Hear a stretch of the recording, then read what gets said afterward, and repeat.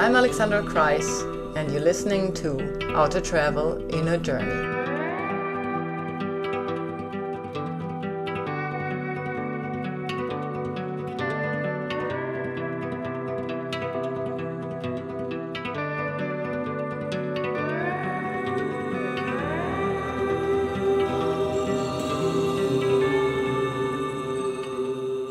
Hello and welcome back to Outer Travel in a Journey. Today I'm sitting down with Jody O'Neill, who is a playwright and actor based in Wicklow, and she is the author of the play that recently finished, What I Don't Know About Autism. Jody, hello and welcome to the show. Hello, thank you very much. Thank you for coming and speaking to us about your show.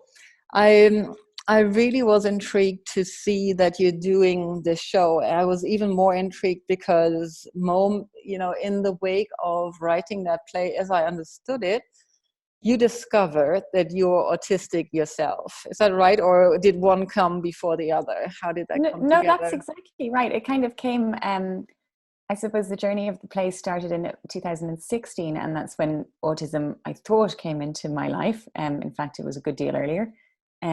But I suppose at that time, my son was diagnosed with autism, and we had a little bit of very superficial knowledge about what autism is. And so I think as a parent, you're quite vulnerable in that moment, and you listen to the experts and any advice that they can offer you. So we were given advice and we thought, okay, this is great because we still have exactly the same child that we had yesterday.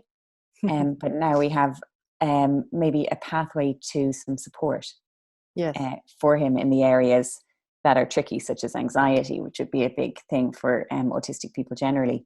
Yeah. And we had what we thought was some really solid advice from them, which was to go and find an ABA therapist. ABA is Applied Behavioural Analysis, and it's a behaviour modification technique, which is very popular in Ireland at the moment. So we were to go and find an ABA therapist and essentially, I suppose, set out on a path to kind of typicalize our son. Yes.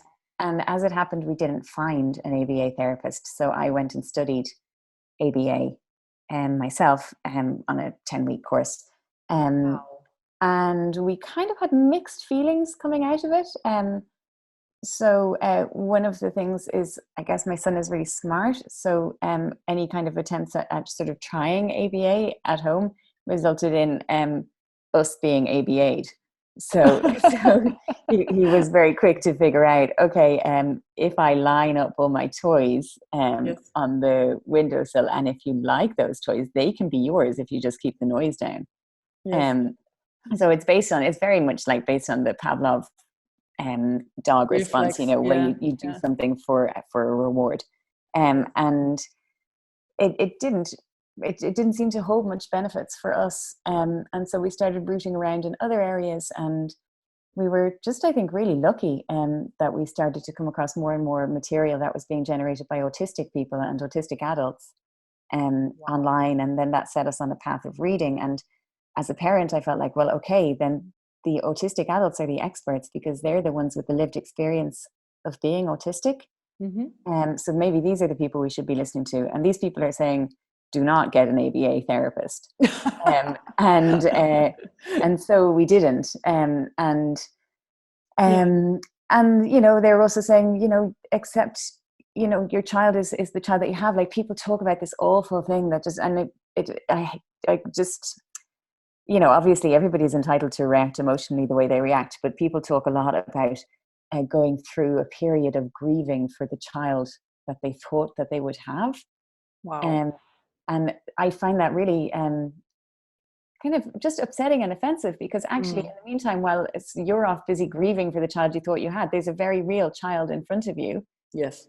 Who's the same child that they were before you got this label, and who actually really just needs to communicate with you. And the fact that you're off grieving for some non-existent being is not going to be very useful for them at that time in their life. So as parents, we found this really interesting, but also as an artist, I kind of was finding the material fascinating. I'm not involved in politics, so I can't really be lobbying for policy changes and things like that. But I thought, okay, well, if I can do something to get this material out into the public eye, well, maybe I can do it through playwriting.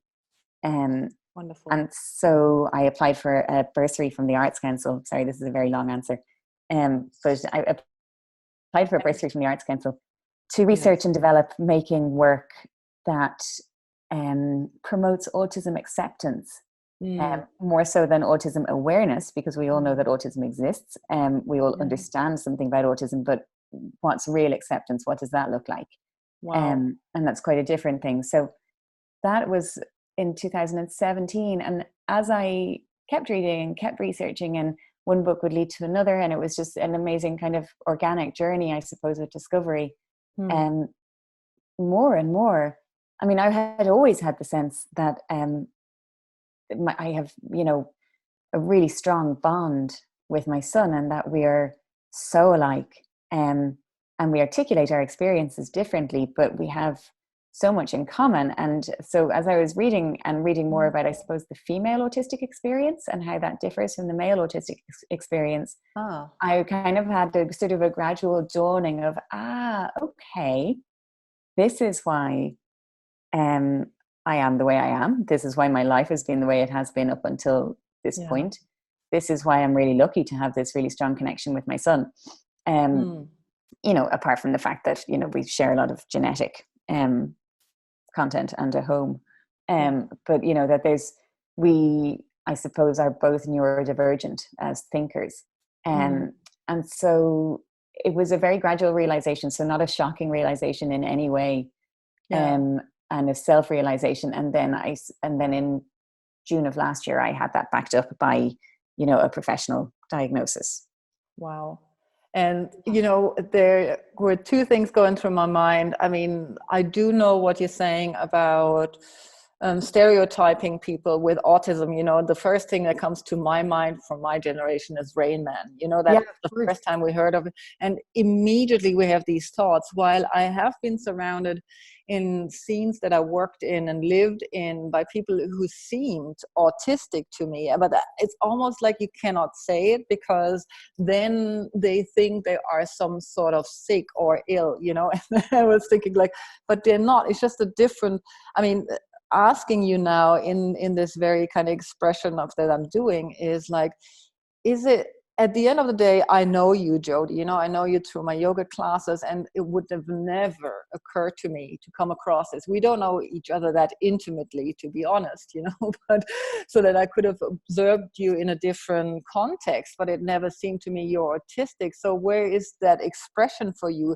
There's so many fine lines, it seems to me. I kind of dipped into it a little bit, but not really extravagantly, as you surrounded with the circumstances you have. What is it that draws the fine line, or is there a fine difference between stages, not between only male and female, but also between the stages and degrees of autism? Can one talk about this, or is this not true? No, you can certainly talk about that, because autism is essentially a constellation of behaviors that all currently come under the label of autism. They come under the label of autism because that's what's handy for medical practitioners at the moment, and that's what's handy for education systems. There's nothing to say that in the coming 50 years they won't separate out. And in fact, they're, without going into too much detail, in the Diagnostic and Statistical Manual of Mental Disorders, which is the kind of go-to guide for American psychologists and psychiatrists.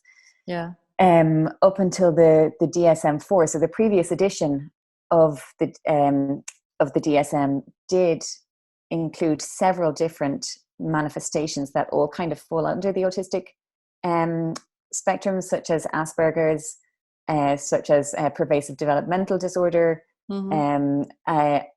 autism, and now they've kind of preferred to bunch everything in together. So so they're saying, no, you can't necessarily be Aspergian anymore.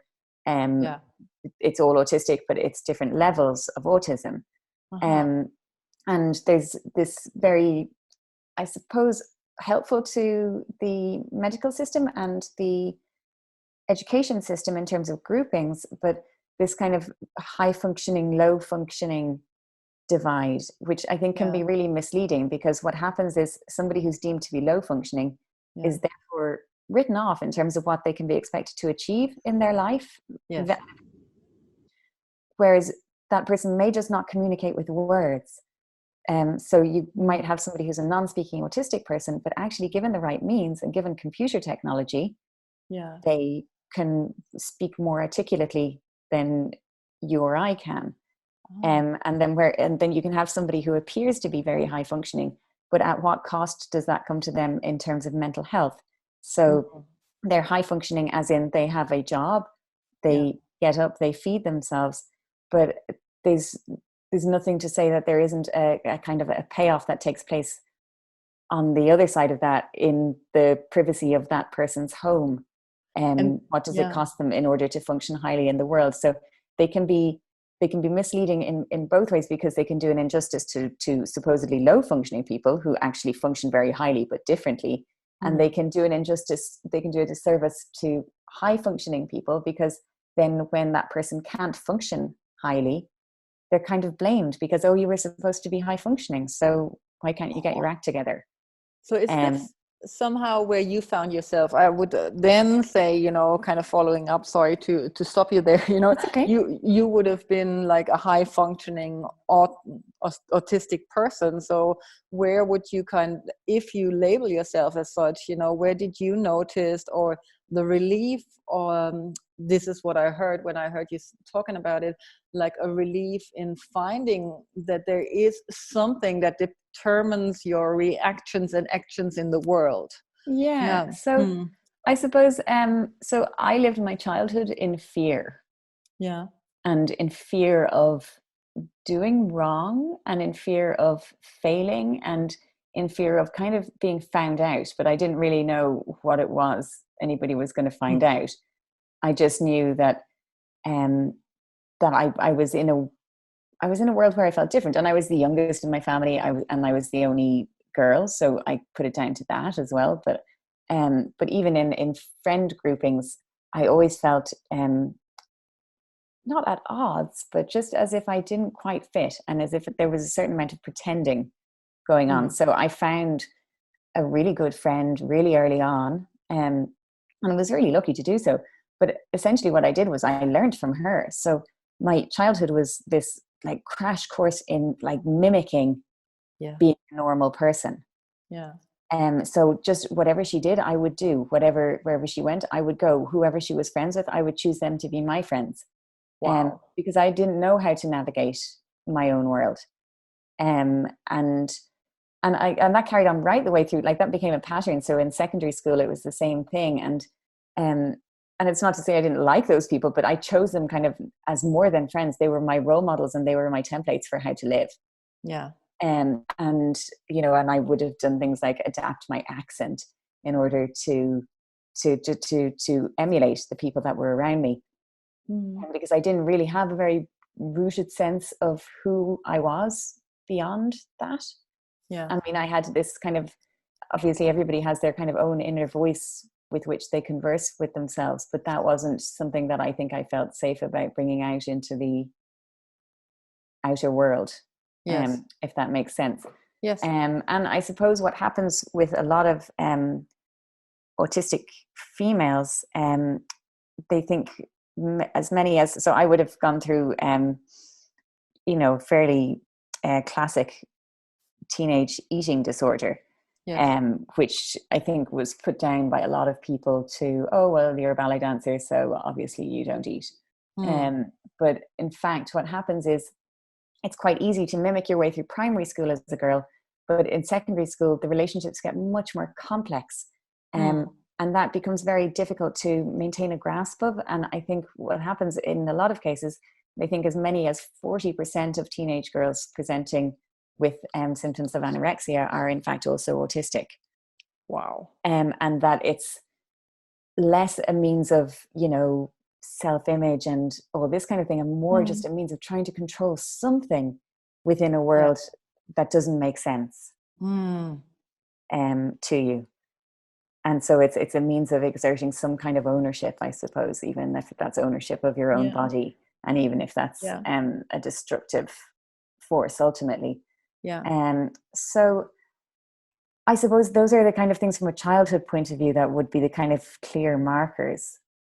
And in my adulthood, I mean, there are lots of different things. I mean, there are lots of things about the way my career has been shaped, the way I would go to a certain point with something and then back off it, possibly through anxiety or through just not being clear, not being able to visualize a clear route and a clear sense of where I should be within the world. But also socially, I think I've missed out on huge things and missed out on opportunities to travel, because unless I can visualize something, unless I can see it, then I find it really terrifying. So, so for example, I can think of an example that involves you, where you had your 40th birthday party. And so I'll get like an invite to the party and I'm like, definitely going to the party. I'm so going to the party. Okay, the party is in 3 weeks. I'm not feeling so good about the party. Oh, the party's in 2 weeks. Okay, okay, well, let's just forget about the party for now. I'm sure I'll be able to go to it. The party's in a week. Okay, the party's in a week. The party's in 2 days. I'm not going. Yeah. Because I don't know who's going to be there. I don't know who's going to talk to me. I don't have a script for the conversation. And I don't. And so I'll find a reason for work or for something to be busy, because for me, one-on-one conversation like this is perfect. But in a group situation, there's too many unpredictable things going on in that situation for me to manage. And I suppose the really good thing about the diagnosis is that I can go, okay, what's this going to cost me in terms of energy? And is it worth making the effort, or is it worth actually making, a month out, making the decision, actually, that's not something I feel up to at the moment. So it's not, I suppose, in terms of having the diagnosis, it's not really that I want to use it as an excuse for, not socializing in a typical way, but more that I can go, okay, knowing what I now know about myself, I can make this decision. Do I go to the party for half an hour? Yes. And then I can stay if I want to stay for longer. Or, similarly to, off the back of the show, I've had invitations to present at conferences and things like that. And that's happened in the past. And I've just always said no, because I can't envisage speaking in front of a room full of people unscripted. Yes. But now I can go, okay, well, what are the things that I would need to put in place in order to be able to do that? I can write a script. If it's a 10-minute presentation, I can write a script and then I can take questions after that. Then I totally bow to you, because my podcasts are so non-prepared, and to come on here and talk to me and jump into this conversation, that is a huge thing. I mean, my heart really opens up in this moment where you tell me about your fears and anxiety, not having been, aware of that might be one of the things we come across, which we're not, obviously, because you're still talking and are present to this conversation. What came to me is that in a way, to you, this acknowledgement of self is like what a lot of us seek when we go on an inner journey, a journey of self-discovery, and how liberating it can be to know who you are, because it gives you new perspectives on life. You can clearly define what you want and able for, and then to see where you want to grow, which is your next step of growth. As you said, going to conferences after a play, to see how you can dial it in your way. And so what I hear you saying is that it's almost like grace when you discover who you are, even if it's just in medical terms, which is then, of course, something we can all either stick to the script or not stick to the script of what people say we are and how we are. But in between those lines, I find it's much more, it's much more clear than to any other person. Would you say so or not? Is it like a liberating, and at the same time, is it more daunting for you? No, it's certainly more liberating. Because it's I suppose I'm not so much interested in autism and disability in terms of a pathology Yes. model. So I tend to look at the social model of disability, Mm. which is the idea that nobody is innately disabled, but their circumstances may disable them. Mm. Mm. So, for example, in Dublin, a wheelchair user is disabled because there's no infrastructure. Yes. But if we were all in wheelchairs and there was no infrastructure for walking, then then the people who were walking would be the disabled people. Yes. So autism is, yes, a disability, but I tend not to come at it from the kind of idea of thinking of, oh, I have autism. It's Mm. more like a kind of I suppose, a blueprint for how you function. Yeah. And that is, in some ways, I mean, we are all humans, we're all more alike than we are different, but I can see that now I have more in common in terms of how I function and how I make decisions, and um, my hopes and my fears run more parallel to this kind of template for life than to the neurotypical Mm. template for how life is and Yeah. what my expectations might be. So I suppose what it does is that in terms of being able to visualize things, it gives me a little bit of clarity, quite a lot of clarity, I think. Yeah, and I think Yeah. a lot of us, like the average Joe, if I might call myself that, like, or Jane, is always looking for that kind of template. We are all looking for these templates, and Yeah. in that sense, I'm might bring the word jealousy onto the table. At least there is like something there where you say, okay, this is why I do react that way, and while somebody like me might go through a long, long journey of visiting astrologers and doing hatha yoga for a very long time to really Yeah. see the patterns. And some of us go to psychotherapists to understand those patterns that might not be so clearly defined as an aspect of functioning or dysfunctioning, Yeah. whatever you want to call it. I'm not for labels myself. So Yeah. It's interesting that you mentioned the word patterns, because patterns are something that I have like lived my life by, and mm, I can see them really clearly, mm, um, in myself and in other people as well.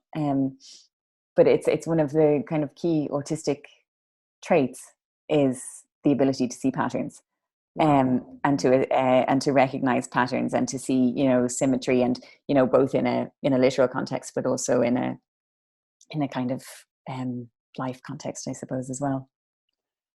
Yeah, and so yeah, thank you for that. And I Yeah, no, do no. see patterns as well. Of Maybe I should course, get yes, of tested. course. Yeah. Where I have my fears and anxieties, and we all do have that. But Yeah, let's use the last minutes of the show to talk a little bit about your show, what I don't sure. know about autism, which is what you call a relaxed performance. Would you like to tell us a little bit what's at the heart of the show and what people can expect if it's been staged somewhere Y- there near y- to? Mm-hmm. Yeah, of course. So at the heart of the show, I suppose, are two things. One is the what I said earlier about the wish to promote autism acceptance, and the other is the wish to celebrate autistic identity. Mm. So autism is something that was hidden away for a long time. If you go back to the time of eugenics, or Mm-hmm. um, it any difference was enough to have you institutionalized, or in some very sinister cases killed. So what I wanted to do was to reverse that and put autistic people on stage and make that a joyful thing rather Mm. than a tragedy, because the media just loves to portray the kind of autism tragedy narrative. And I think it's so destructive for anybody getting a diagnosis, and so destructive for parents of children who get a diagnosis, to feel like there's all this doom Mm-hmm. around it, when there's an entirely different narrative that you can explore if you're guided towards it. Um, so the play itself is, again, this is one of the things that's changed, I suppose, since my diagnosis, is that I spent a lot of time in my 20s and 30s trying to write really good plays. and really good plays according to what other people measured as good plays. And now I write what I want to write. And so I'm not so hung up on form and structure, or, you know, trying to make it like a show that somebody else made or anything like that. I'm just, okay, what's the content that I have to say, and what's the best form in which to contain that content? So this particular piece consists of 26 different scenes, and each of them explores a different aspect of autism. And it takes away a lot of the kind of the pretense and the mystery of theatre. So a lot of it is about kind of making performance pedestrian. Not that it's not, you know, beautiful in places. And we worked a lot with choreographer, and there's a lot of dance and movement in it, but that we're not trying to kind of hide the work in a sense. So when the audience comes in, they can see the 26 scenes written up. Each one of them has a title, and they're written up on either side of the stage. So they know at every point in the show, okay, this is how many scenes have gone, and this is how many scenes are still to come. And part of that is about managing people's anxieties, because one of the things that I felt was that if I was going to make a show with autistic actors about autism that aims to celebrate autistic identity, then I want autistic people to be able to come to see it. Yes. And theatres are sometimes just not kind places for autistic people to be.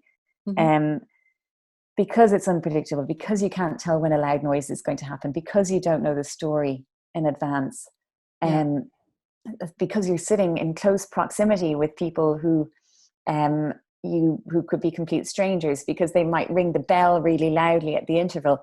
All those kind of things can become really prohibitive and can keep somebody out of a theatre for their life. And so what I wanted to do was to kind of strip back all that. And I've been doing a lot of work, which I probably haven't talked to you about, in disability settings over the last couple of years for separate projects.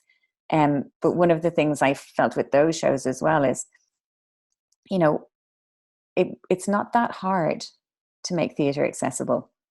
And once you lay out the kind of new rules really clearly, they work for everybody. They work for disabled people, and they work for neurotypical audiences. So when the audience come in for the show, one of the first things we tell them is that it's a relaxed performance. And a relaxed performance means, in this context, that the house lights will remain on all the way through the show at a low level, but people will always be able to see. So no matter what happens with the lights on stage, the audience will always be able to see. If somebody needs to leave the performance during the show, that's fine, but they can also come back in again. So there's none of that kind of, you will not be readmitted stuff going on. And if there's a loud noise coming up, we tell the audience that there's a loud noise coming up. Or if there's a dramatic lighting change coming up, we tell the audience that there's a dramatic lighting change coming up. And one of the big things actually is taking the onus off the kind of regular law-abiding theatre audience to police performances. Because you know the way, you know, if you're at a show and somebody suddenly takes out their phone and starts texting, you know, everybody's going to give them dirty looks or tell them to put it away. And similarly, you know, for autistic people, stimming and self-stimulatory behavior, such as, you know, flapping or repetitive gestures or tapping their fingers or tapping their foot, or, you know, they can be much bigger and louder than that. But we wanted people to be able to stim in the auditorium if they needed to. So that was kind of more about saying to the typical theatre going audience, if the person beside you is moving around or making noise during the performance, we're okay with that. So you don't feel like you have to mind the actors. We're telling you now that we're okay with it. So you sit back, worry about your experience of the show, and let everybody else experience it in their own way. And the beautiful thing, I think, was the realness of the relationship that we had with audiences as a result. Because we had a very direct and a very personal contact with them right from the very beginning. And we check in with them at various times during the show. So we have 2 opportunities for the audience to ask us questions about the play during the show. So at about kind of a third of the way through, and then about 2/3 of the way through.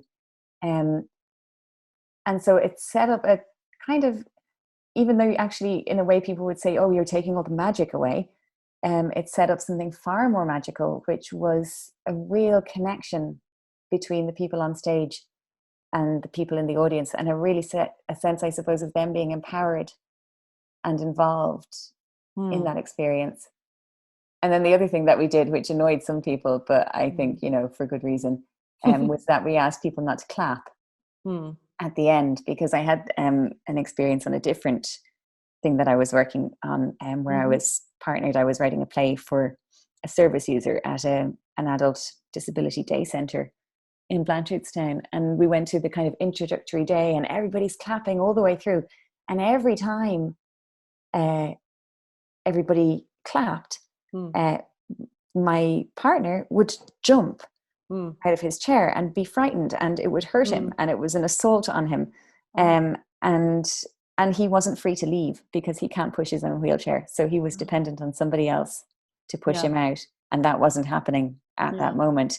So I really wanted to try to see if there's another way of doing it, because, you know, we're indoctrinated into this, okay, somebody does something good, let's all applaud, but that's only a social construct. It's not that we have to applaud in order to show appreciation. There are other ways. So at the end of the play, we ask the audience not to clap, and we say that if they would like to do something, then they can maybe try giving us a flap instead. And that was a really beautiful moment, because it was beautiful because some people, like some nights people would be wearing bangles that made this kind of faint but it was this incredible moment of hush at the end, instead of this kind of thunderous applauding that kind of dissipates all the energy, I feel, in a sense. But then some people were like, yes, but we really wanted to clap and you denied us that opportunity. So we do have that. If I might interrupt you there, my daughter, she is going to a school where they also have like all sorts of handicapped kids, and when they do performances, we all, like, for the how do you say that, for the non, you don't say deaf anymore, you say no, we do, we say deaf. Oh, I know the deaf applause. That's fantastic. Where we just wave the hands in the air. And so this is how we applaud. And the first time I saw it, I was so touched, you know, it was just so much more than the clap, clap, clap, clap. And you think, like, how much louder can I clap? And here you think, like, how much longer can I shake my hands?